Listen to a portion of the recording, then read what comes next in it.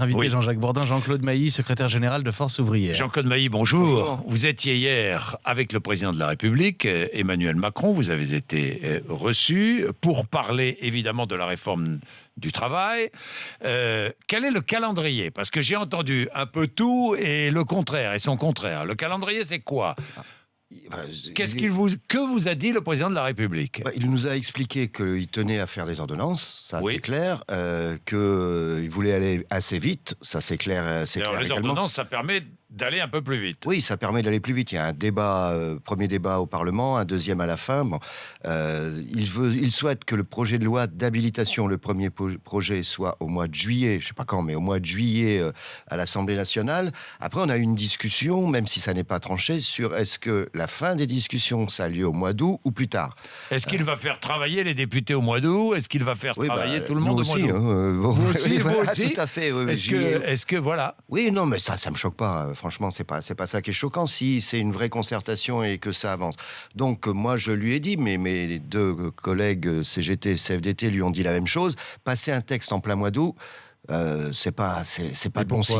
C'est pas bon signe parce que à chaque fois que ça a été fait, ça veut dire que le texte est mauvais et qu'il n'y a pas eu assez de concertation. Alors ça veut pas dire qu'il faut repousser. Mais pourquoi? C'est parce que c'est le mois d'août ou c'est parce que Oui, puis ça donne au l'esprit mois de mars, on pourrait dire la même chose, non? c'est passer en force en plein mois d'août. C'est plutôt essayer de passer, ou donner l'impression de passer en force, et ça réduit aussi d'autant la concertation parce que la concertation va pas se terminer au projet de loi d'habilitation, elle va se poursuivre ensuite.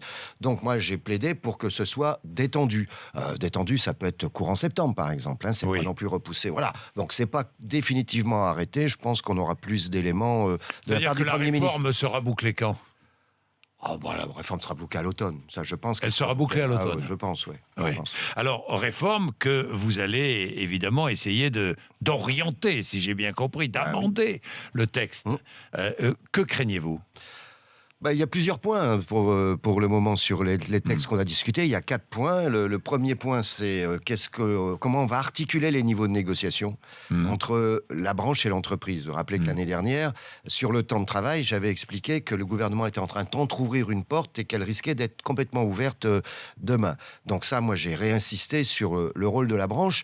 Dans une branche, la métallurgie, la chimie, n'importe où, les syndicats et le patronat, s'ils se mettent d'accord, peuvent très bien dire, et c'est ce qu'on souhaite, ça c'est normatif pour tout le monde, ça on vous renvoie à la négociation d'entreprise, ça c'est une norme mais vous pouvez l'adapter. On peut aussi faire des accords types spécifiques pour les petites entreprises. Mais accords sur tout, sur le temps de travail, mais aussi sur les salaires, mais aussi sur les conditions de travail.